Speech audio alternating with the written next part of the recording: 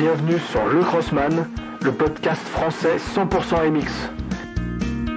Ici, on parle après-course, tests, interviews, conseils, motolife, récap et bien plus encore. Venez écouter ce qu'il se passe devant et derrière la grille de départ. Case.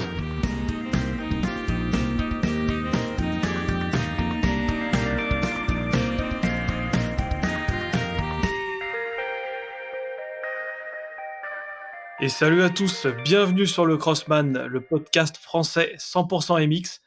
Alors déjà, si ça fait quelques épisodes que vous m'écoutez, un grand merci. Je reçois des messages de soutien sur les réseaux sociaux. Un grand merci, ça fait 1 mois à peu près que je me suis lancé dans ces podcasts et franchement, un grand plaisir chaque semaine de vous retrouver. La semaine dernière, on a même fait 2 épisodes, dont le dernier épisode, un race day qui vous a plu. Et aujourd'hui, on reprend encore un épisode Race Day parce que ce week-end, il y a eu vraiment une grosse course, une course hyper intéressante et une course qui change. Donc voilà, un grand merci de m'écouter. N'oubliez pas à vous abonner, liker, noter sur Apple Podcast et parlez-en autour de vous. On ne sait jamais jusqu'où ça peut aller. Donc aujourd'hui, épisode Race Day sur les 5 heures de Vinci by Legends Bike. Alors, on va expliquer un peu le contexte de cette course et tout. Course d'endurance, donc qui change vraiment d'une course motocross, on va dire, normale. C'était ma première endurance que j'ai faite de ma vie. Et je vais dire que j'ai adoré, franchement, des super souvenirs avec tous les copains qui l'ont fait et avec mon coéquipier. On a passé vraiment un super moment. Donc, course d'endurance hors championnat, évidemment. Et pour parler de cette course aujourd'hui, pour cet épisode Race Day, j'ai mon coéquipier qui a couru avec moi sur les 5 heures de Vinci by Legends Bike. Et mon coéquipier, c'était mon copain de toujours, le pilote d'usine, Antoine Rizzo. Comment ça va, Antoine? Yo, bonjour à tous. Ça va très bien. Ça fait plaisir de te retrouver sur ce petit podcast. De même. Donc, oui. Dis-moi, est-ce que tu peux te présenter? Présente-toi aux auditeurs, surtout en termes de moto, par où t'en es arrivé là? Mhm. Ok. Moi, j'ai toujours été passionné de moto depuis le plus jeune âge. J'ai commencé la moto assez tard, même si j'aurais bien aimé commencer avant, mais j'ai eu ma première moto, c'était un 85 KX de Mmh. 2005. J'ai eu ma première moto, j'avais 14 ans. J'ai roulé un petit peu comme tout le monde, je pense, dans les chemins, et cetera, pour se faire la main. Ouais, Et je me suis entraîné réellement sur circuit à partir de mes 16 ans. Et OK. de mes 16 à mes 18 ans, voilà, j'ai vraiment, je ne vais pas dire tout donné, mais beaucoup d'entraînement, et cetera. Et c'est vrai Mmh. que quand on est passionné, on progresse vachement vite. Et du coup, j'ai, je ne vais pas dire terminé, mais j'ai fait 1 an de 125 espoirs quand j'avais, de mes 18 à mes 19 ans. Et Ouais. ensuite, j'ai toujours roulé pour le plaisir. Voilà, Ouais, OK. grosso modo. T'es arrivé à quel niveau à peu près en 125 espoirs? Tu te classais à peu près combien? J'ai fini de mémoire 10 ou 11 du championnat, j'avais fait toutes les épreuves, donc ouais, j'avais fini 10 ou 11, un truc comme ça. OK, Top ça 10, ouais. marchait. Après, du coup, t'as raccroché un peu la moto, et maintenant c'est 100% plaisir, quoi. C'est ça, j'ai raccroché la moto, j'ai mis les spatules, les skis et c'est là où on s'est rencontrés et que tout a commencé. Exactement. On s'est Voilà, rencontrés sur les skis parce que moi aussi, j'ai raccroché la moto étant très petit. J'ai fait du ski à haut niveau. On s'est rencontrés avec Antoine et là, le week-end dernier, on s'est retrouvés, mais sur la moto aussi, une passion commune et c'était vraiment, vraiment génial, hein. ouais, c'était Hem vraiment, top. Très bon souvenir. OK. Avant d'attaquer, cet épisode Race Day, je vais vous rappeler que, ce podcast est sponsorisé par la marque de gants Blasphème. Blasphème, la marque française créée par des crossmen pour des crossmen, qui propose des gants de motocross premium, dont la particularité est de pouvoir personnaliser ces gants sur vos phalanges. Haute qualité de finition, confort, performance et durabilité. Voilà ce que propose Blasphème dans des gants haut de gamme où la personnalisation est le maître mot. Pour en savoir plus, allez sur le site blasphème.co, blasfem.co, et sur les réseaux sociaux à Blasphème Racing. Alors, un grand merci à la marque Blasphème qui nous sponsorise quasiment depuis le début, depuis le 2e épisode, il me semble. J'ai utilisé les gants sur les 5 heures, c'était la folie. J'ai quasiment pas eu d'ampoule, vraiment sur le dernier relais, on va en parler. Avant de parler, sur ces 5 heures de Vinci, je voulais parler du contexte de cette course. Alors, tu me diras si je me trompe, mais ça fait 10 ans qu'il n'y avait pas eu cette course d'endurance. C'est une course Ouais, c'est d'endurance ça. assez légendaire qui est connue vraiment dans toute la France. Moi, on en a tout le temps parlé. On me disait, oh, les endurances, les 5 heures de Vinci, c'est trop bien et tout, mais ça n'existe plus. Et là, cette année, grâce au magasin de moto qui est basé à Meaux, Legends Bike, on les remercie vraiment parce que c'est eux qui ont loué la piste de cross de Vinci Manœuvre, les bois et tout alentour, pour pouvoir faire renaître cette course de ses cendres. Cette course a eu lieu cette année et mon père m'en a parlé parce qu'il a fait aussi la course il y a maintenant 15-20 ans, il s'est régalé. Tout le monde m'en a parlé, on s'est inscrit. Qu'est-ce que t'en as pensé un peu de... Toi, je suppose que tu étais allé voir cette course quand tu étais petit, toi. Exactement, exactement. Ouais, j'y suis allé, plusieurs fois. C'est vrai que, quand j'étais petit, je voyais ça avec des yeux, d'enfant, donc ça m'avait l'air, Mm. complètement ouf et du coup, ouais, c'est carrément cool d'avoir remis ça, au goût du jour. Donc je suppose que le tracé a peut-être un petit peu changé, hein, de toute façon, Mm. ça, enfin, c'est une Sûrement. certitude et puis du coup, pareil, ce qui fait plaisir, c'est, de revoir, des noms qui roulaient avant, rouler maintenant et du coup, c'est pareil, c'est une autre génération. Je pense, du coup, au Busco, Mm. Éric Busco qui a gagné C'est plusieurs vrai. fois les 5 heures de Vinci, qui du coup là a roulé avec son fils. Il y avait à l'époque, pareil, Bruno Verhaeghe. Là, Mm. du coup, c'est son fils qui a gagné cette année, Scotty Verhaeghe. Donc ouais, c'est une course vraiment de génération et du coup, ouais, ça fait plaisir d'y participer. Ouais, franchement, on s'est vraiment régalé. Après pour continuer dans ce contexte, qu'est-ce que tu as pensé de la piste? Voilà, il faut savoir que on nous avait dit plein de durées, le tour, et vous verrez, il fera 8 minutes, le tour, il fera 20 minutes et tout. Donc on savait pas trop, comment faire au niveau stratégie, on en parlera après de la stratégie. Qu'est-ce que tu as pensé de ce tracé? Qui avait donc le circuit de cross de Vinci, des parties du circuit de cross, prairie, forêt. Qu'est-ce que t'en as pensé, toi? Franchement, un régal.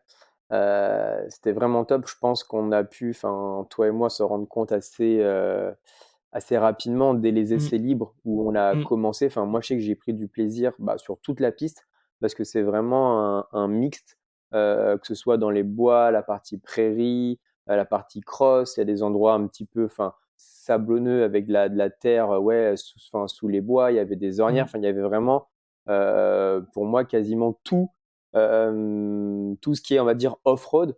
Après, bon, il n'y avait pas non plus des parties enduro avec des franchissements, etc. C'est peut-être pas plus mal. Ouais, Mais c'est clair. non, non, c'était vraiment, vraiment, vraiment incroyable. Et du coup, ouais, c'est autre chose que du motocross. On exploite la moto différemment, des freinages beaucoup plus forts, des accélérations beaucoup plus longues. Enfin bon, c'est totalement différent. Et enfin, moi, personnellement, j'ai vraiment adoré et pris enfin ouais, des repères, des marques assez rapidement et encore une fois, beaucoup, beaucoup de plaisir. C'est vrai, encore merci à toute l'organisation parce qu'il faut dire que moi aussi je savais pas du tout à quoi m'attendre. On m'avait un peu expliqué, ce que ça allait donner et ouais, comme tu dis, heureusement qu'il y avait pas de franchissement non plus enduro parce qu'il faut vraiment que ce faut vraiment que ce soit faisable pour tout le monde et au premier tour comme au dernier tour parce qu'à la fin, au bout des 5 heures quand tu cuit, si tu as un tronc d'arbre à franchir, au bout d'un moment, ça le fait pas. Mais vraiment, non, merci, merci au club, merci à Legends Bike, à tous les organisateurs de cette course. Comme tu dis, moi j'ai trouvé ça vraiment différent parce que j'ai fait que des courses en cross pur. Donc c'est-à-dire voilà la grille de départ, tout donner pendant 20 minutes plus un tour ou 15 minutes plus un tour, pas de prairie, que des obstacles, des ornières et tout, on est à fond. Et là, on partait sur une partie prairie au début, donc plutôt assis ou alors debout sur les extérieurs et tout, des freinages, comme tu dis vraiment, forts et longs, des accélérations longues et dans la ligne droite des stands, ça m'est même arrivé de mettre fond de 5 sur le 4,5 KX alors que, sur un circuit de cross, tu mets jamais fond de 5 avec le 4,5 KX. Pour la petite anecdote, on a notre ami Maxence Vincenot, voilà, le frère de Germain Vincenot, champion de super motard connu, qui avait son enduro. Il avait une 300, une 300 KTM de temps enduro, et il avait le compteur, et il a pas trop vu, mais il m'a dit fond de ligne droite c'était 130 ou 150, un des deux, donc tu vois la vitesse qu'on a 150, pris. ouais. Ouais, 150, ouais. 150, ouais. Ouais, ouais. En 150, boucle donc ligne fond de droite. 5 avec la KX, c'était assez marrant. Et puis ouais, après il y avait plein de parties sablonneuses et tout dans la forêt, c'était vraiment sympa. Euh, Dans la Mhm. partie forêt, voilà, c'était un peu single line, c'était un peu dur de doubler parfois, mais franchement, sur 5 heures, c'était pas dérangeant. Si jamais il y a vraiment quelqu'un devant qui gêne, bah tant pis, on perd 10 secondes derrière. C'est une course de 5 heures, c'est pas très grave, quoi. Au contraire, moi je trouvais ça même intéressant, des endroits comme ça où, par exemple, quand tu te batailles avec un autre pilote, quand tu arrives derrière des retardataires, ça peut te permettre des fois de pouvoir te rapprocher et de passer à autre chose dans des parties un peu plus faciles pour nous, je pense, Mm, comme moi je doublais souvent dans la partie cross, hein, une piste plus mm, large, c'est etc. vrai. Donc au contraire, enfin, voilà, c'était intéressant.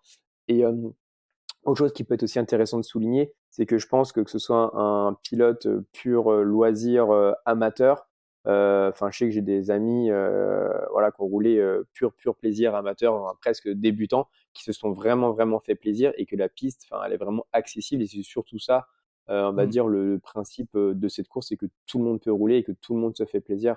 Donc, c'est cool. Mmh. C'est pour ça aussi qu'il y avait une ambiance de feu, hein.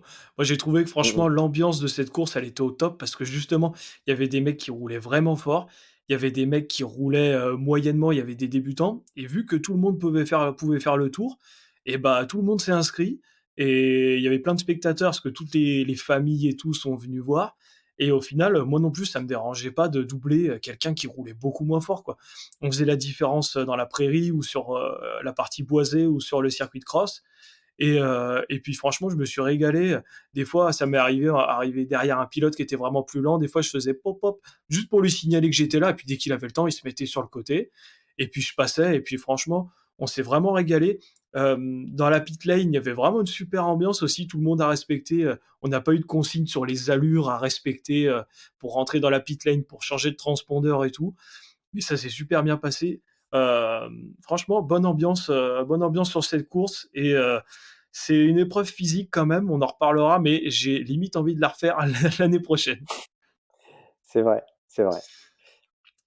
Toi, comment tu t'es préparé pour cette course? Au niveau physique, au niveau hydratation, nutrition, comment tu t'es préparé? Est-ce que tu as fait ça différemment d'une course de MX normale?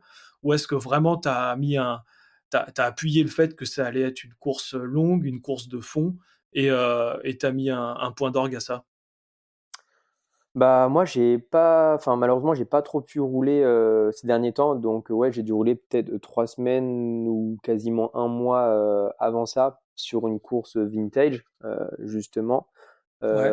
où c'était des manches de 20 minutes plus un tour, où déjà 20 plus un c'était dur. Et du coup, j'ai pas trop pu m'entraîner, donc j'ai vraiment misé sur l'alimentation et l'hydratation.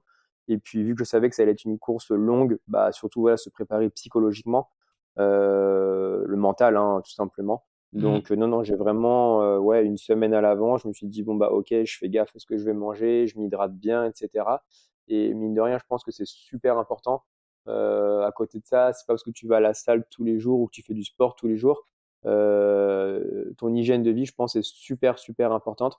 Et c'est vrai qu'avec le boulot, j'ai un peu moins le temps, enfin, même si c'est forcément une excuse, qu'on peut toujours trouver le temps de faire du sport. Mais voilà, j'essaie vraiment de faire attention à ce que je mange, la façon dont je m'hydrate, etc. Donc voilà, je me suis plus préparé d'un point de vue nutritionnel que vraiment sport. Voilà. OK. On verra par la suite qu'au niveau physique, c'était pas trop mal, hein. Moi, je me suis préparé aussi comme une course de cross, on va dire, normale. Bien bu et tout, toute la semaine, fait assez attention, et surtout pris vraiment de l'eau, pour les ravitaillements, et on a pris des petits trucs un peu pour se booster pendant les ravitaillements, parce que bon, évidemment, c'est pas comme en cross où on avait 1 heure et demie de pause entre les manches. Là, on va le voir après pendant la stratégie, on roulait assez longtemps, et au final, on avait peu de récupération comparé à ce qu'on roulait, vu qu'on était en binôme, il y en avait toujours un sur la piste, et c'était plutôt intéressant. Mais ouais, préparation hyper importante, hein, sur les courses d'endurance comme ça. parce que je pense que sur les courses d'endurance, on s'était dit la veille, ce qui va faire la différence au final, c'est la régularité. Par exemple, là, aux essais libres, on tournait en 9 minutes 20.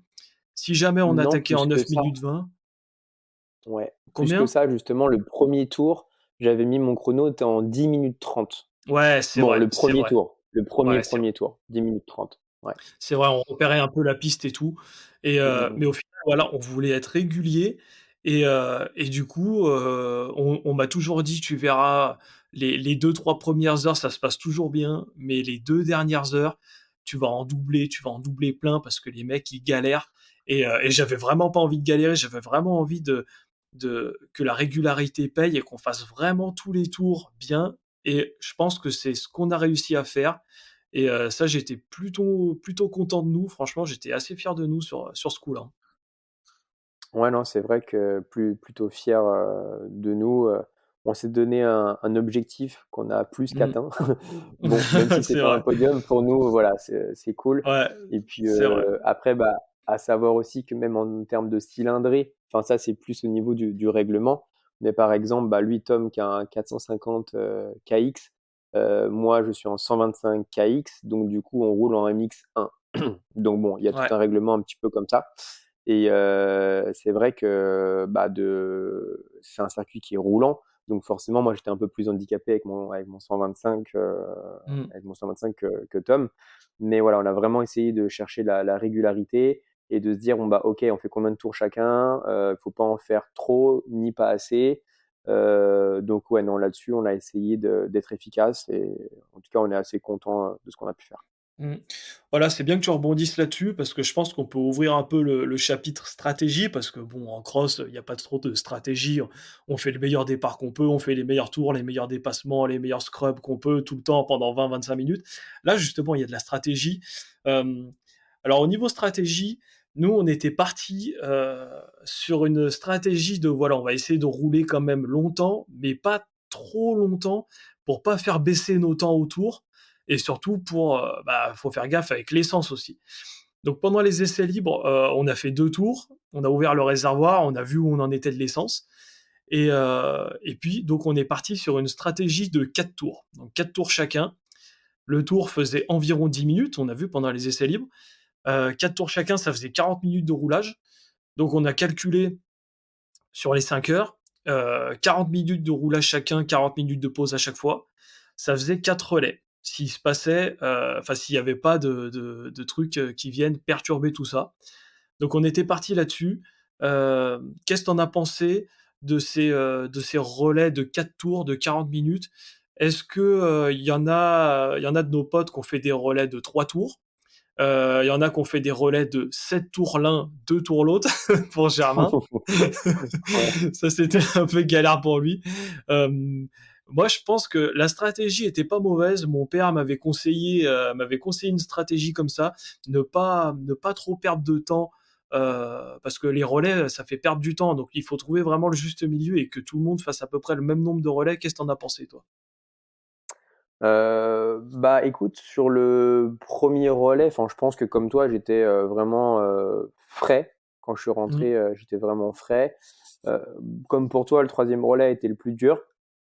Ouais, c'est vrai. Maintenant, encore une fois, c'est bien, je pense, de savoir, ce qu'on fait et de s'y tenir. Parce que je sais que, alors je sais plus c'était auquel relais, mais je me suis dit: «OK, je suis bien. Est-ce que je fais un tour de plus ou pas?» Et Mmh. en fait, c'était vraiment la chose à ne surtout pas faire Mmh. et puis voilà, donc il faut se dire: «OK, c'est 4 tours, on fait ces 4 tours, on garde le rythme». Il faut aussi penser que c'est une course qui est à 2, donc mentalement, dans le troisième relais, si je dis pas de bêtises, je sais que j'étais cuit, j'avais vraiment mal aux doigts et je Mmh. savais plus, enfin heureusement que j'avais mis ma petite montre pour, savoir, mais je savais plus si c'était 3 ou 4 tours que j'avais fait, Ouais, ouais. et je me suis dit: «OK, on roule à 2, Tom il fait le taf, je dois faire le taf», donc voilà, on reste vraiment dans une dynamique, d'équipe et là pour le coup, on roule pas tout seul. Mmh. Bon, moi ça m'est jamais arrivé, mais ça peut arriver qu'il y ait des pilotes qui abandonnent parce qu'ils ont mal au bras ou quoi que ce soit. Là pour le coup, je me voyais pas du tout abandonner. Bon, de toute façon, j'aurais pas abandonné parce que ça allait largement, mais encore une fois, c'est une course qui se fait à 2 Donc, c'est important aussi de penser à l'autre. Je pense surtout, c'était sur le dernier relais, quand je suis parti, bon, forcément, il y avait un groupe derrière moi où je voyais qu'ils commençaient à, bah oui, concrètement, ils étaient plus rapides. Et je me suis dit, bah, te laisse pas faire, garde le rythme, maintiens, vas-y, roule, plutôt que de ralentir et te les et ouais, concrètement que je me fasse doubler. Et bah, du coup, ça a payé parce que sur le dernier tour, ils sont rentrés au stand. Alors Mmh. que si je me serais fait doubler, que je me suis dit, bon, bah, ok, j'ai plus personne derrière, je baisse de rythme, et bah, on aurait pu se faire prendre 2, 3, 4 places. Alors que, Mmh. voilà, en fin de compte, c'est vachement important de garder du rythme.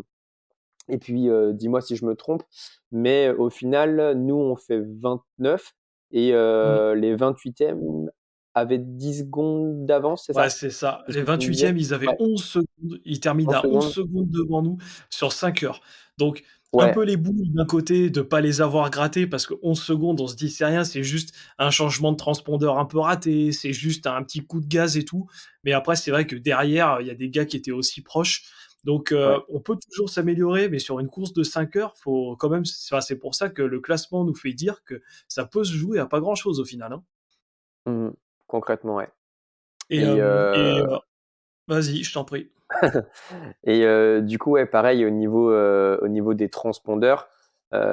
bah, il y a les transpondeurs et il y a aussi d'autres faits de course. Par exemple, sur la fin de mon premier relais, j'ai crevé, je m'en suis pas rendu compte et ça a été compliqué en seulement 30 minutes, bah, de changer, la chambre à air et cetera. J'étais aussi tombé, donc de redresser le guidon puis faire le plein, ça s'est Ouais. joué à 1 seconde, vraiment 1 seconde. Donc voilà, c'est enfin, Heu, encore une fois, ça reste un sport mécanique. Là, en l'occurrence, ouais. c'est une endurance, donc il y a vraiment plusieurs facteurs à prendre en compte.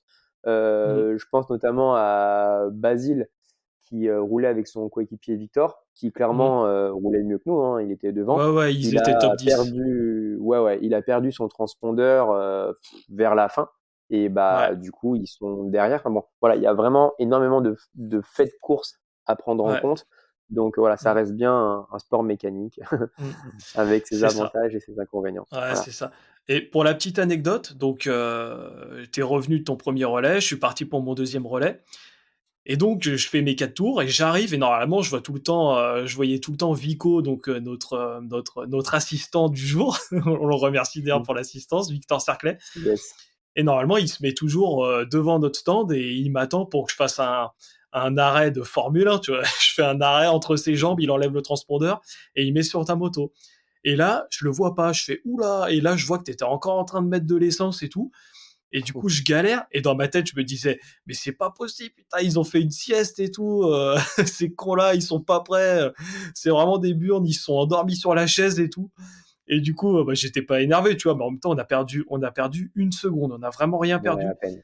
Et là, Victor, il échange les transpondeurs et là, il me dit, putain, il s'est rendu compte qu'il avait crevé et tout. Et du coup, toi, t'as passé ouais, les 40 minutes de pause à changer la chambre à air. Et au final, t'as même pas eu le temps de t'asseoir et t'étais en Non, stress. horrible, Donc, horrible. ouais. Regonfler 3 fois la roue parce que le clipster, enfin bref, voulait pas sortir et cetera. Donc non, j'ai Ouais, passé ouais. 1/2 heure à faire des pompes. Non, non, c'était Ouais. horrible, horrible. C'est ça, Mais c'est ça qui bon, arrive, dans une course d'endurance, c'est les aléas d'une course d'endurance qui arriveraient pas en cross. Et justement, je voulais rebondir là-dessus, je trouve que c'est vraiment bien et c'est pour ça qu'on me disait que les courses d'endurance, c'était vraiment trop bien parce que ça se fait à 2 et il y a vachement plus de facteurs qui peuvent faire que tu fais une bonne place ou pas. Comme on a dit, le transpondeur bien accroché, si tu fais tomber le transpondeur, ou pas, bah, voilà, ça peut jouer. Les bons changements de transpondeur, l'organisation des tours préalables. Voilà, je voulais parler de la stratégie. C'est vrai que toi, tu disais dans ton dernier relais, il y en a bah, je sais pas s'ils étaient cuits ou ils avaient plus d'essence, mais ils étaient rentrés au pit mmh mh. et il restait un tour à faire. Donc dans leur calcul à la base, c'était pas bon parce que du coup, ils ont perdu 1 minute de relais de changement de transpondeur juste pour faire un tour après. Donc évidemment, ils ont perdu des places. Donc il y a la stratégie qui est super importante, les essais libres, de regarder la piste, et puis après, il peut y avoir des faits de course, quoi, tout simplement. Ouais, c'est ça, exactement. Est-ce qu'on dit un mot aussi sur le nom de notre équipe sur le classement qui apparaît? Est-ce que tu crois que ça vaut le coup? Free testing? Free Donc en fait, testing. Là, tu te laisses. vu qu'en fait, moi j'ai une 450 KX 2021 et que Antoine, il est encore à l'ancienne, il a sa petite trapanelle, mais qu'il faut dire qui a très bien marché, elle est increvable. Ouais. Sa Mmh. 125 KX de 2008, hein, c'est ça, hein. Exactement. Avec, Voilà. du sable dans la boîte à air, avec tout ce qu'il faut, voilà. Non, non. Avec tout ce qu'il faut Elle a qui va bien bien. tenu. Et Ouais. voilà, et donc du coup, on était en panique au moment des inscriptions sur Engageport et fallait mettre un nom d'équipe. Voilà, j'ai mis Kawasaki Tristesse Team. Il y a que ça qui m'est venu à l'idée. Mais pourquoi on a mis un nom aussi vite et aussi rapidement? Parce que en fait, on savait que les inscriptions allaient ouvrir, je sais plus, c'était dans le mois de juillet, il me semble, à 19h30. Et évidemment, quand vous avez un départ en endurance, donc on peut parler du départ, c'est un départ type Le Mans, donc c'est-à-dire que le coéquipier tient la moto et vous êtes en face de la moto. Il y avait à peu près, on va dire 20 ou 30 mètres, je crois qu'il y avait à peu près 20 mètres, et vous êtes en face de la moto et au coup de fusil, vous courez jusqu'à la moto, il faut la démarrer et après vous partez. Donc en fait, plus vous et toutes les motos sont alignées, donc là on était 150 équipages, donc de 1 à 150. Donc pour vous dire que le 150e, il était vraiment tout au bout de la ligne droite. Et donc nous, on a réussi, enfin pas grand monde était chaud pour le prendre ce numéro, hein. Même toi Don, tu t'étais pas trop chaud pour le prendre, mais au final on a pris le Non, numéro 1. On s'est aucune inscrit, on peine. avait le Numéro ouais, 1. ouais, aucune peine. Franchement, aucune peine sur ce coup. Numéro 1 et faut dire que vous avez vu les photos sur les réseaux peut-être, les Kawa avec le numéro 1 quand même, ça claquait, hein. Ouais. Et du L'année prochaine, coup, on aura la plaque rouge numéro 1, c'est ça? l'année prochaine, l'autocollant en rouge avec marqué Bœuf Tricolore et ADM Immobilier, les sponsors du show aussi, on les remercie. Vraiment Yes. sympa d'avoir sponsorisé l'événement. Des belles entreprises et dossard numéro 1. Et du coup, nous, on a opté pour la stratégie. euh, voilà, notre pote Germain Vincenot, qui fait des courses depuis qu'il est né, il n'avait pas trop approuvé cette stratégie, mais du coup, ça a marché. Je me suis dit, plutôt que de perdre une milliseconde à mettre une vitesse, quand j'arrête la moto, je la mets direct en deux. Et donc, quand j'arrive, je cours, je chope l'embrayage pleine main et j'appuie sur le démarreur d'une autre. Et, et du coup, en fait, il pensait qu'elle allait un peu moins bien démarrer que sans embrayer et au point mort. Et en fait, comme vous avez vu sur le reel, sur Instagram, le Crossman Podcast, donc j'arrive, je chope l'embrayage, je la démarre, elle part direct. Et du coup, allez, on va dire que j'ai mené les 5 heures de Vinci pendant à peu près 10 mètres. Est-ce que c'était pas beau ça? Oh, un peu plus, hein, je dirais bien 20-30 mètres, hein, avant le premier virage. Ah ouais, 20-30 mètres, leader des 5 heures de Vinci by Legends Bike. Je pense que je pourrais le dire à mes enfants, ça sera fort. Par contre, après, les deux virages d'après, j'ai regretté parce qu'il y a toutes les machines de guerre, les C'est la Germain guerre derrière, hein. Vincenot, ouais, les Ouais. Gaëtan Lehir, les Scotty Vague et tout, ils m'ont doublé direct. Et du coup, je me suis fait crépir la gueule par des espèces de boulettes de terre et de cailloux. Et là, j'ai regretté d'avoir fait le départ et de pas t'avoir laissé faire le départ. Et du coup, ça faisait pop, pop, pop, pop partout. Et en fait, quand je me suis regardé dans le miroir torse nu le soir, et ben en fait, j'avais la trace du pare-pierre. Tous les à côté, c'était moucheté de bleu. C'était assez marrant, quoi. Je suis bien content de t'avoir, laissé, voilà, prendre le départ. Moi, pour être sincère, quand je t'ai vu partir, je me suis dit: «Oh, on est parti 1, là, va falloir assumer» et Ouais. vu de l'extérieur, encore une fois, ça allait vraiment, vraiment vite et Mmh. je me suis dit: «Waouh, ça va être quelque chose, le premier relais, enfin, ça va vraiment être quelque chose» et en fin de compte, non, enfin, tout de suite, dans le bain, machin, enfin, c'était cool mais franchement, même l'année prochaine, si on refait les 5 heures, sauf si j'ai une moto avec un démarreur électrique et quelque chose qui a un peu de chevaux. Ouais. Mmh. Dans ce cas-là, je prendrai le départ. Mais non, franchement, tu as fait le taf. Après, il me semble que tu es tombé aussi au premier tour, si je dis pas de bêtises. Ouais, c'est la seule fois où je suis Ouais. tombé des 5 heures. Le premier tour, du coup, juste devant la pit lane, en fait, le dernier virage avant la pit lane, avant de faire un tour, c'était hyper glissant et j'avais pas vu, donc j'ai juste perdu l'arrière. J'ai même pas lâché l'embrayage, j'ai perdu 10 secondes et on va dire 4-5 places. Et donc en fait, c'était ma seule chute des 5 heures. Je suis content, limite, de l'avoir fait au premier tour. Comme ça, au moins, je me suis dit, allez, Mmh. c'est bon, je suis tombé, c'est fait. Et ouais, comme tu dis, premier tour, en fait, le départ est assez important parce que si tu pars dernier et que, par exemple, à arriver à l'entrée en forêt, tu es encore milieu du paquet alors que tu as un niveau supérieur au mec, et ben là, on va dire que dans le premier tour, tu perds 1 minute. Après, pour remonter, je dis pas que c'est impossible, mais c'est vraiment galère. Autant bien se placer dès le début, ou alors autant doubler tout le monde dans la partie prairie, quoi. C'est ça. Euh, Avant de continuer, on va rappeler que ce podcast est sponsorisé par la marque de gants Blasphème. La marque de gants Blasphème, c'est la particularité de ces gants, c'est que quand vous les achetez sur Internet, vous pouvez les personnaliser et écrire des mots sur vos phalanges. Allez faire un tour sur blasphème.co, c'est vraiment sympa. Euh, Qu'est-ce qu'on peut dire après au niveau de... Voilà, on a vu le départ. Est-ce que toi, justement, vu que c'était une course par équipe, est-ce que au niveau physique, tu as eu un coup de mou? Et si tu étais tout seul, tu te serais dit, allez, je ralentis? Ou est-ce qu'au niveau physique, tu as réussi à maintenir les tours sans problème? Euh, ou est-ce que tu as eu le plus mal en termes de physique? Bah, comme je dit tout à l'heure, le troisième relais, et tu me confirmeras, mais il me semble que pour toi aussi, était un peu plus Mhm. compliqué. Après, vu que la piste est vraiment différente, enfin, d'un point à un autre de la piste, enfin, du terrain de motocross à la prairie, que dans les bois, etc., ça reste une piste où, voilà, enfin, je crois que ça faisait combien de 10 km apparemment, enfin, c'est ce qu'on nous a dit, Ouais, si, à peu enfin, si je près, dis à pas de peu près. bêtises. Ouais. Voilà, enfin, c'est une piste où on peut plus ou moins, je dis bien plus ou moins se reposer. Il y a plus ou moins d'ornières à certains endroits. Il y a Mm. des endroits où on peut pas trop doubler non plus. Donc là, il faut bien penser à respirer, etc. Ouais. Maintenant, j'ai vraiment, je pense comme toi, essayer d'être vraiment régulier. Mm. Donc non, après, à part le troisième relais et forcément le dernier où j'avais des petites crampes au biceps et ouais et à une cuisse. Mais bon, encore une fois, c'était vraiment un plaisir.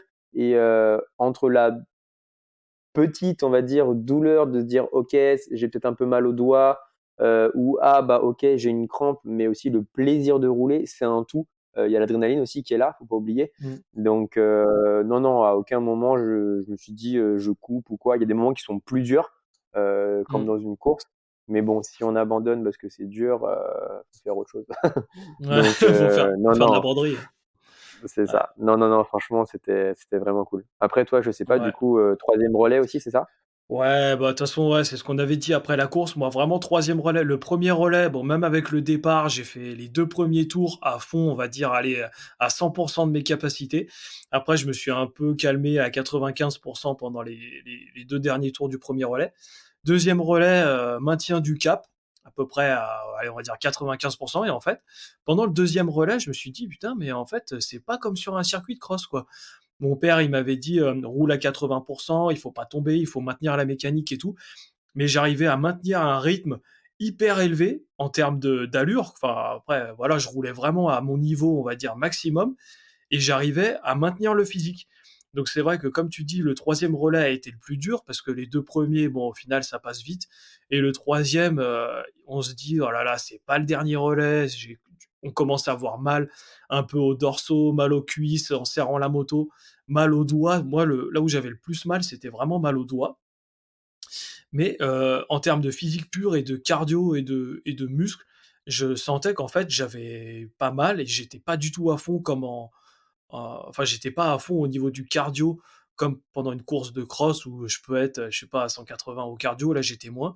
Et en fait, du coup, j'arrivais à adopter des stratégies. Par exemple, je sais pas toi, mais dans la prairie, j'accélérais donc à fond et dès qu'il fallait freiner, je freinais, mais avec les mains ouvertes. Il y avait vraiment que les paumes qui touchaient la poignée du guidon, et je freinais avec les mains ouvertes pour me relâcher les doigts. Pareil dans la partie cross, à chaque fois sur les sauts, je relâchais les 2 mains. Je relâchais les 2 mains en l'air pour essayer de faire passer ces crampes aux doigts. Mais en termes de physique, je pense que, ouais, comme on disait, la préparation la semaine d'avant et puis un peu le sport qu'on fait toute l'année, ça a payé. Et on a réussi à maintenir ce cap de rouler à notre pleine capacité jusqu'au bout sans lâcher. Alors que pendant les 2 heures, je sais pas ce que tu en as pensé, mais il y en a, ils avaient vraiment baissé de rythme. Ouais, surtout sur la fin.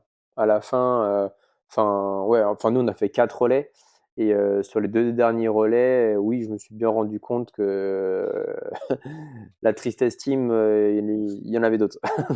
Donc non, non, ouais, ouais, il y avait des pilotes, on va dire, plus faciles à doubler, à la fin, qu'au début forcément, ouais. Mmh. Un aspect aussi, tu en as déjà un tout petit peu parlé, un aspect intéressant des courses d'endurance, c'est, le terrain qui se défonce et les textures qu'on n'a pas l'habitude de voir sur un terrain de cross. Donc la prairie, elle se défonce d'une certaine manière et la partie bois, elle se défonce d'une certaine manière et des fois, donc il y avait des textures que je connais très peu parce que je fais vraiment que du cross et donc on sait qu'en Mmh. course, les terrains sont bien préparés, ça fait des belles ornières, donc les terrains se défoncent. Allez, c'est pas la même texture tous les terrains, mais les terrains se défoncent un peu entre guillemets de la même façon. Et là, des fois, vraiment, il y avait des trous hyper cassants où la jante, elle tapait dessus et tout. Et en fait, il fallait vraiment viser les bords de piste, les 10 centimètres du bord de piste pour avoir le moins de trous possible. Mais même à la fin, les 10 centimètres, ils étaient troués. Qu'est-ce que tu en penses en termes de déformation du terrain? Est-ce que tu as l'habitude de voir ça aussi, comparé aux courses de cross? Mmh. Bah, c'est sûr que sur un terrain de motocross, honnêtement, non, j'ai jamais vu ça. C'était à la fin des trous de plus de 80 centimètres. Enfin, je sais pas Mmh, si tu vois lesquels, mais oui, il y en avait qui étaient vraiment énormes, énormes. mmh, Maintenant, oui, j'ai déjà vu ça parce que un peu en enduro ou dans les bois, on va dire un peu vers chez nous, il y a des endroits avec des gros trous forcément parce qu'on n'arrive pas avec des engins pour refaire, on va dire, les parties un peu abîmées, ouais, en enduro. mmh, Mais ouais, enfin, j'ai retrouvé une petite partie plus, loisir justement dans les parties un peu comme ça, c'était vraiment une terre sablonneuse et mmh, il fallait adapter son pilotage. Donc enfin moi personnellement, c'est une vitesse au-dessus, on est debout sur l'air pose-pied et voilà, on met pas le pied par terre pour pas casser le rythme, même dans les virages et voilà, de vraiment rouler intelligemment et d'ailleurs sur le dernier relais, heu, dans la partie bois près de la route, il y a Scotty, donc Scotty Verhaeghe qui me double une trace que j'avais même pas imaginé. En fin de compte, il a pris, ouais, quasiment, je vais pas dire l'arbre, mais il y avait le tronc d'arbre et il s'est appuyé sur le début du tronc d'arbre pour pouvoir, en fin de compte, sauter, style, 3 vagues et quand je l'ai vu mmh, faire ça, je me suis dit: «Waouh, c'est quoi ce truc de ouf?» et tour d'après, je me suis dit: «Bah, go, vas-y, j'essaye». En fin de compte, bah, c'est vrai que alors, c'est une prise de risque minime parce qu'il faut savoir où mettre les roues, mais mmh. une fois qu'on sait faire ça, du moins qu'on s'est lancé, bah, de 2 on se prend pas les trous, ça va plus vite, on se fatigue moins. Donc là, encore une fois, entre les pilotes, bah, amateurs ou loisirs et les professionnels, ils ont une lecture de piste qui est totalement différente et bah, je te rejoins totalement dans les, 10 centimètres, les 5 centimètres et tout, c'est vachement important et pareil entre le début de la course et la fin de la course, j'avais changé mes traces. Il y avait des traces que j'avais pas vues. On se fait doubler par des pilotes, bah, qui roulent beaucoup plus vite. On se dit: «Ah bah tiens, lui, il a pris cette trace, je vais essayer cette trace». Mmh. Il y a vraiment plein, plein de choses, à changer, du moins, en termes de trajectoire, entre le début et la fin. Donc non, non, c'était cool et moi, en tout cas, j'adorais justement tous ces changements de texture, de prairie, de crosse, de sous-bois et tout. Enfin, c'était vraiment, vraiment, vraiment top. Mmh. C'est vrai que comme tu dis, en 2 heures et demie de roulage chacun, du coup, sur ces 5 heures, on a vraiment eu l'occasion de voir la déformation du terrain et de pouvoir s'accrocher à des pilotes qui nous doublaient, s'accrocher pour voir leurs traces et c'est vrai qu'au final, ouvrir les yeux et regarder loin, en endurance aussi, ça a son importance. Ça a une importance en cross, mais en endurance, ça a une importance en termes de vitesse et surtout d'économie d'énergie parce que des fois, entre un tour ou l'autre, on change de trace et on fait: «Mais pourquoi je suis pas passé là avant?» Les premiers tours, on prend, dans la prairie, on prend la trace principale, donc c'est-à-dire exter, inter, exter. Alors que, par exemple, moi, ce que je faisais dans les derniers relais, c'est que cette trace principale, elle était tellement défoncée que j'allais tout à l'exter, je prenais le point de corde et en fait, je freinais plus et en fait, je repiquais vraiment à l'intérieur et du coup, en fait, là, il y avait pas les trous, donc c'est vraiment hyper important en termes de vitesse, d'économie d'énergie et du coup, ça joue, sur la régularité et sur la position en fin de course. Hem, En termes de résultats, Antoine, Et on était 150 équipages.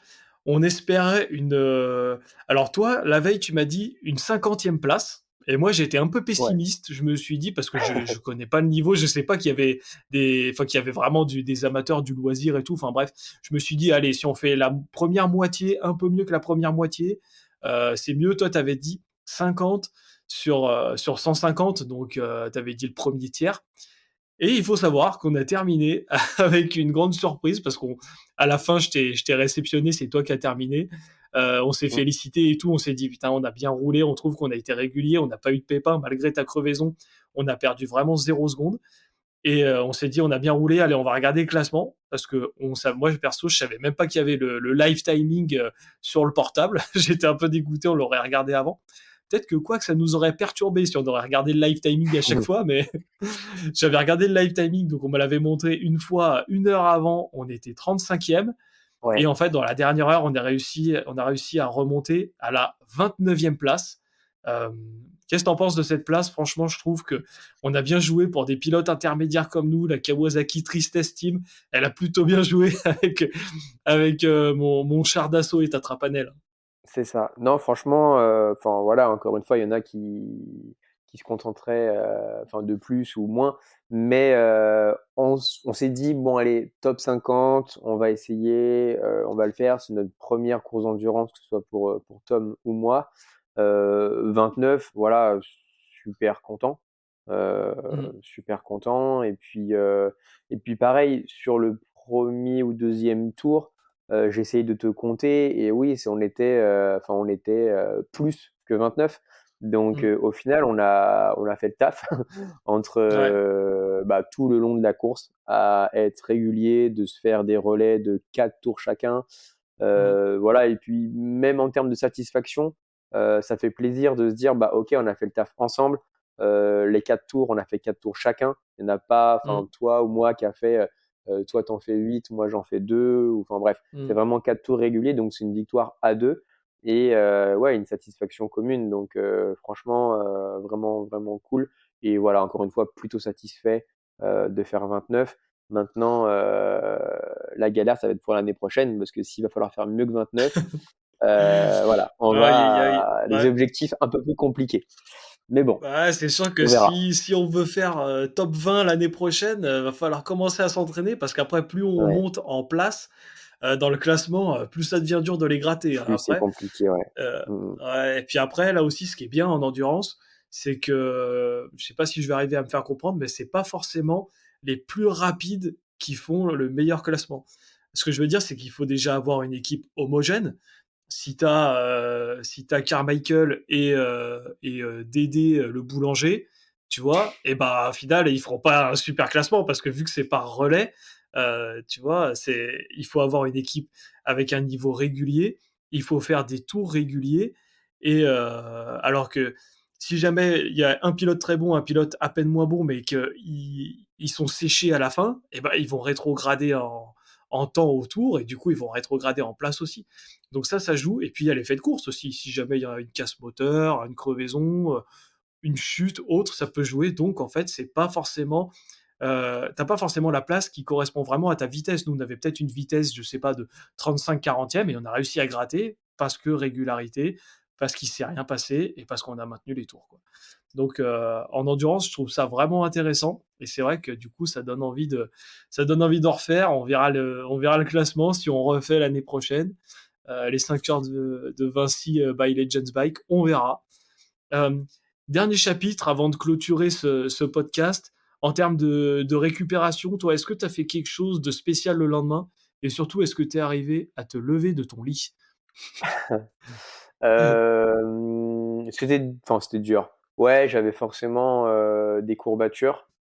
Maintenant, souvent, quand on a des courbatures, on a envie de rien à part dormir, même de pas manger ou quoi. On a juste envie d'aller se coucher. Et pour le coup, bah, encore une fois, j'ai pensé à bien m'hydrater, de manger. Et bien souvent, on se dit, bon, bah, ok, là, j'ai fait le taf. Demain, c'est burger ou dès que je rentre, c'est, je sais pas, pizza ou quoi. Bon, c'est vrai, pizza, Mm. ça aurait pu être vraiment cool. Mais non, j'ai continué à manger équilibré, sainement. Et ouais, j'ai eu des courbatures le lundi et le mardi déjà, enfin quasiment plus rien. Ouais. Donc Mmh. non, non, enfin, je sais pas toi, mais sur, Mmh. sur le après course, courbature et cetera, Mmh. pas plus que ça. Et d'ailleurs, moi, j'ai fait, l'arrivée, des 5 heures. Et Mmh. après le A damier, il restait, bah, forcément encore un petit peu de circuit jusqu'à notre stand. Et moi, j'ai continué, bah, comme en course, à avoir du rythme parce qu'en fin de compte, j'étais pas cuit. Et Ouais, ouais. enfin, limite, je vais pas dire que je regrettais, mais j'avais encore envie de continuer, quoi. Donc je sais pas toi, mais Mmh. on nous aurait mis encore, allez, un voire 2 relais, c'était jouable. Mmh. C'était jouable. Donc Ouais, bon, au niveau physique, moi aussi je trouve que c'était jouable. On s'est bien préparé physiquement. On a roulé à 95 tout le long. Le seul truc, qui m'aurait gêné si j'avais fait encore un relais supplémentaire, c'est vraiment les ampoules aux mains. Parce que là, je commençais à avoir des ampoules, j'avais mis des pansements entre les doigts, j'avais fait un bandage de boxeur et tout. Mais vraiment, j'avais une ampoule qui était prête à lâcher et du coup, voilà. Après sinon, non, en termes de physique, j'aurais pu faire un ou 2 relais de plus. Et puis pourquoi pas faire une endurance un peu plus longue, tous les deux, on verra. Mais non, non. Et puis ouais, contrairement à d'autres, je pense, le physique était à peu près là. Vraiment content. Pour l'after party, on dit quand même un grand merci à la famille Vincenot pour l'after party yes. barbecue, c'était très agréable. Mais et sinon, ouais, en termes de récupération, pareil, bien bu de l'eau, vélo d'appartement le lendemain. Et le lendemain, quand je me suis réveillé, voilà, courbature, on va dire standard de course comme une course de cross standard, dorsaux un peu mollet, un peu plus mal aux mains, un peu moins de poigne. Mais sinon, voilà, bien essayer de penser à la récupération et puis à tout ce qu'on nous a appris en termes d'hydratation. C'est un sport avant tout. Et je pense qu'on a réussi à faire le taf. Hem, Antoine, est-ce que tu as quelque chose, à nous dire avant de raccrocher ce podcast? Est-ce que tu as pensé à un truc, un mauvais moment, pendant ces 5 heures de Je Vinci? savais que tu allais y venir. J'ai écouté tes précédents podcasts et je savais justement, je Ah, me suis c'est même bien. préparé à cette question, tu vois? C'est bien, tu es un auditeur régulier. Allez, C'est dis-moi ça. ton meilleur et ton plus mauvais moment, un des 2 ou les 2, c'est à toi. Bah, le moins bon moment forcément, c'est quand je suis rentré au stand et que j'ai vu mon pneu arrière crever. Je me suis dit: «Oh, c'est le début des 5 heures, là je suis crevé, ça va être très compliqué». Ouais. Et du coup, bah, le meilleur moment, c'est quand j'ai vu que tout était fini et que je t'ai vu arriver, je me suis dit: «OK, c'est bon, on a réussi, heu, on a réussi à pas perdre de temps à une seconde près, donc c'est mon pire et mon meilleur moment». Voilà, tout simplement. Et toi, du coup, je sais pas quel était, Heu ton pire et ton meilleur moment? Bah, en fait, moi, j'ai tellement aimé toute la journée dans son ensemble qu'un mauvais moment, c'est dur de dire que c'était vraiment un mauvais moment. Mais on va dire mon mauvais moment, c'est le départ, c'est vraiment les 3 virages où je me suis fait crépir par les 4,5, j'ai baissé le casque et là, je me suis dit: «Combien de temps ça va durer?» parce qu'il faut pas couper, il faut pas perdre des places. Tu es obligé d'avancer, mais tu te fais crépir et en fait, du coup, j'ai essayé de zigzaguer un peu à gauche, à droite. Il y avait des astéroïdes de partout. Du coup, je baissais la tête, je voyais rien. Donc, voilà, moment un peu douloureux. Et meilleur moment, c'est dur à dire parce que tous les moments étaient vraiment bons. Je pense que c'est le moment quand tu es arrivé évidemment à la tonnelle, que c'était terminé, la satisfaction de bon, on a fait les 5 heures, on pense qu'on n'a pas trop mal roulé, et là, on ouvre l'application sur le portable, on voit 29, et là, il y avait ta mère et tout, et là, on a fait vraiment, ouais, on a vraiment bien joué là sur le coup, vraiment fier. Ouais, non, c'est clair. On était, vraiment vraiment contents, et satisfaits de notre résultat. Mmh. Après, chacun est satisfait à son niveau, hein. Il y en a plein qui Bien sont sûr. satisfaits de leur 50e place. Il y en a, ils sont déçus de leur 5e place. Voilà, c'est tout le monde roule à son niveau, c'est les plaisirs de l'endurance, ça change du cross, et vraiment, on s'est régalé. Encore merci, à Legends Bike, au Bœuf Tricolore, à ADM Immobilier, d'avoir fait cet événement à Vinci, dans le 77 Seine-et-Marne, d'avoir fait renaître les 5 heures de Vinci. On s'est vraiment régalé. Merci, Antoine, le Don Rizzo, d'être mon invité aujourd'hui. Ça m'a fait vraiment plaisir, de parler avec toi. Bah, merci à toi pour l'invitation. Et puis voilà, moi j'écoute, tes podcasts, à chaque fois le matin en préparant et tout. Donc voilà, ça me fait plaisir d'y participer et j'espère rouler rapidement avec toi. Mais je pense que la prochaine fois qu'on va se voir, ça va être à la montagne. Donc on se voit là-bas. Mmh. Voilà, on se voit sur les spatules et la prochaine fois qu'on roulera ensemble, ça sera sûrement au printemps. Et voilà, merci à tous de nous avoir écoutés. Abonnez-vous, likez sur les réseaux sociaux, parlez-en. Et voilà, c'est le début du podcast. On ne sait pas où ça va nous mener. Merci de nous écouter. Et on espère qu'il y en aura plein d'autres. Antoine, je te dis salut et salut à tous. Yep. Salut à tous. Ciao.